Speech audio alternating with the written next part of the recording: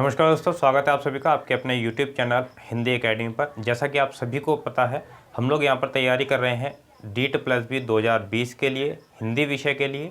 साथ ही जितने भी हिंदी के एग्ज़ाम हैं आप लोगों के TGT और PGT के लिए, उन सभी एग्ज़ाम्स की।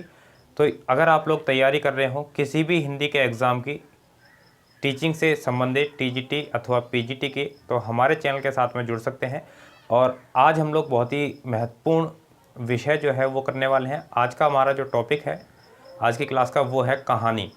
तो कहानी आज से हम लोग शुरुआत करने जा रहे हैं। आज हम लोग पढ़ेंगे कहानी के प्रमुख तत्व कौन कौन से होते हैं, और साथ ही इसके अलावा हम लोग देखेंगे एक जो है प्रश्न आपका हमेशा पूछा जाता है कि हिंदी की प्रथम कहानी कौन सी मानी जाती है, या फिर शुक्ल जी ने प्रथम कहानी किसको माना है।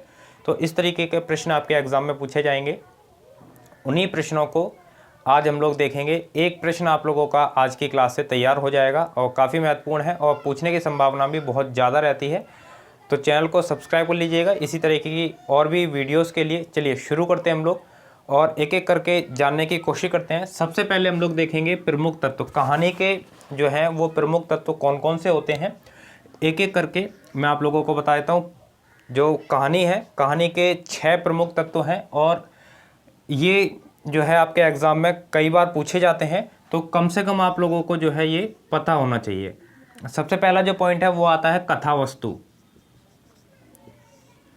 पहला पॉइंट है कथा वस्तु, मतलब कहानी का जो है एक आधार होना चाहिए। कहानी जो है वो एक फ्रेम होना चाहिए, उस पर जो है आधारित होकर के कहानी का जो है वो निर्माण किया जाता है। उसके बाद में प्रत्येक कहानी का एक उद्देश्य होना चाहिए।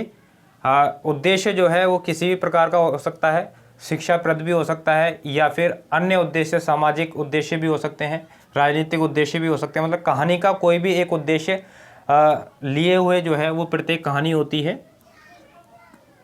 और तीसरा जो तत्व है वो होता है पात्र योजना। जो पात्र होते हैं कहानी के, वो कहानी के साथ साथ चलने चाहिए। कहानी ऐसा ना लगे पात्रों का जो नामकरण है या फिर पात्र योजना है वो कथा वस्तु से या उसके उद्देश्य से वो डिफरेंट हो रही है, वो उससे भटक रही है। ठीक है।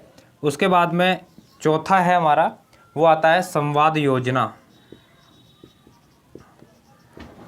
अब संवाद योजना जो है उसके अंतर्गत क्या आ जाएगा, संवाद योजना कि जो पात्र हैं कहानी के वो एक दूसरे के साथ में किस प्रकार से, किस भाषा में संवाद कर रहे हैं। तो ये डिपेंड करता है कि पात्र जो है किस प्रकार का है, किस परिवेश में पात्र को रखा गया है। तो जिस प्रकार का परिवेश पात्र का होगा उसी के अनुसार उसकी जो है संवाद योजना भी होनी आवश्यक है। उसके बाद में देखेंगे देश काल और वातावरण।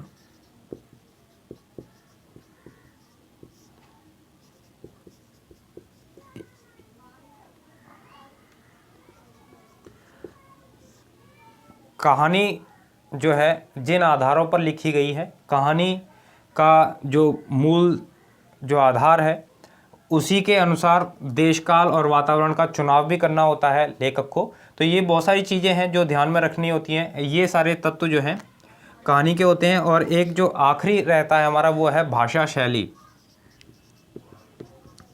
भाषा शैली का प्रयोग भी कहानी के अंदर बहुत ज़्यादा ध्यानपूर्वक करना होता है, क्योंकि जिस प्रकार के पात्र होते हैं, जिस प्रकार का उनका संवाद होता है, उसी प्रकार की भाषा का प्रयोग भी वहाँ पर करना आवश्यक होता है। क्योंकि कहानी एक ऐसी विधा है जो भारत के अंदर बहुत ज़्यादा प्रचलित है। कहानी हम लोग बचपन से अपनी दादी नानी से सुनते चले आ रहे हैं।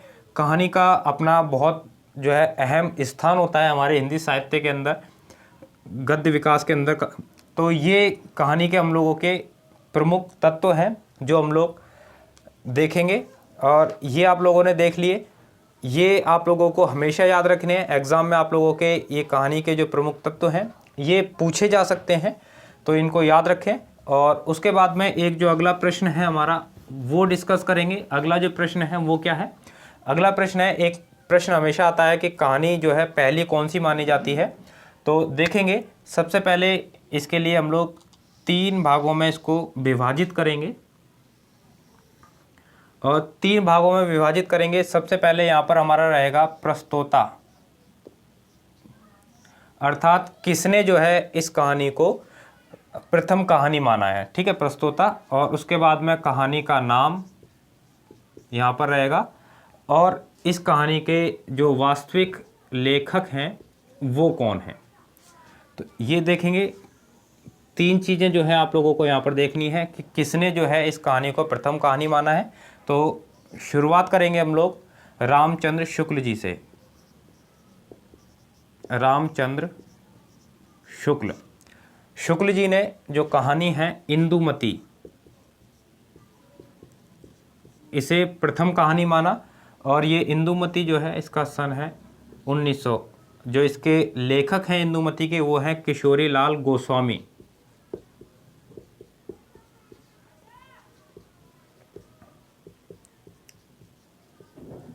काफ़ी महत्वपूर्ण है, एग्जाम में कई बार पूछा गया है कि शुक्ल जी ने किस कहानी को हिंदी की पहली कहानी स्वीकार किया है। तो आंसर क्या हो जाएगा, इंदुमती, ठीक है। कई बार पूछा भी जाता है इंदुमती किसकी कहानी है, इंदुमती को किसने जो है हिंदी की पहली कहानी स्वीकार किया है। तो आंसर हो जाएगा रामचंद्र शुक्ल। प्रश्न को किसी भी प्रकार से आप लोगों के सामने रखा जा सकता है। बात करेंगे बच्चन सिंह। बच्चन सिंह इन्होंने माना कौन सी कहानी को, प्रणयनी और या फिर परिणय।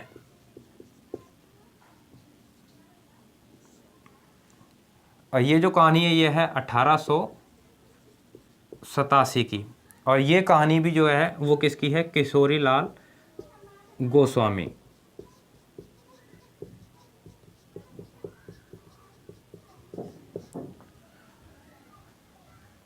अगली बात करेंगे हम लोग राजेंद्र बड़वालिया।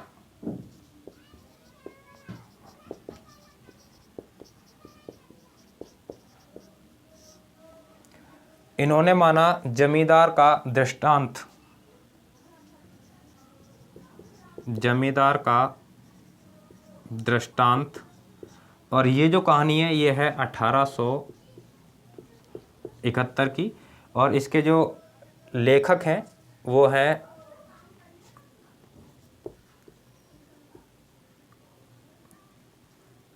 रेवरेंड जे न्यूटन।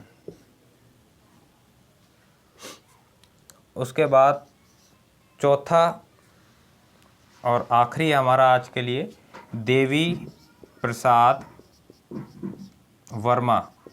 इन्होंने किस कहानी को माना है, इन्होंने माना है एक टोकरी भर मिट्टी। एक टोकरी भर मिट्टी 1901 को। और इसके कहानी के जो लेखक हैं वो है माधवराव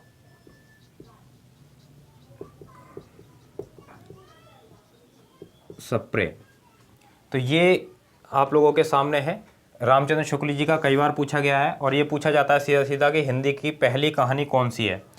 अगर आप लोगों से पूछा जाए कि हिंदी की पहली कहानी कौन सी है तो आंसर क्या आएगा हमारा, एक टोकरी भर मिट्टी, ठीक है। आंसर क्या होगा, एक टोकरी भर मिट्टी। अगर पूछा जाता है हिंदी की पहली कहानी, पूछा जाता है शुक्ल जी ने किसे माना है तो इंदुमती।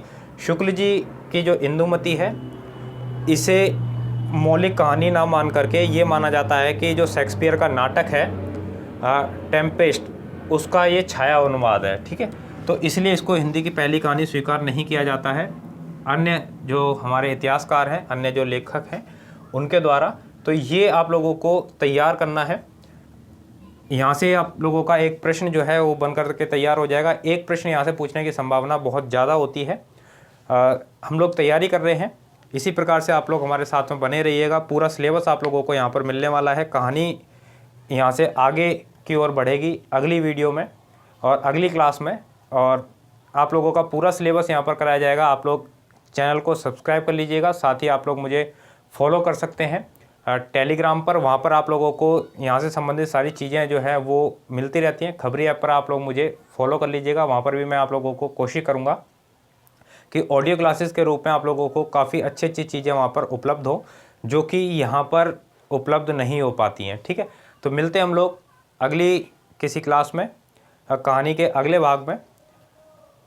जब तक के लिए सभी साथियों को नमस्कार।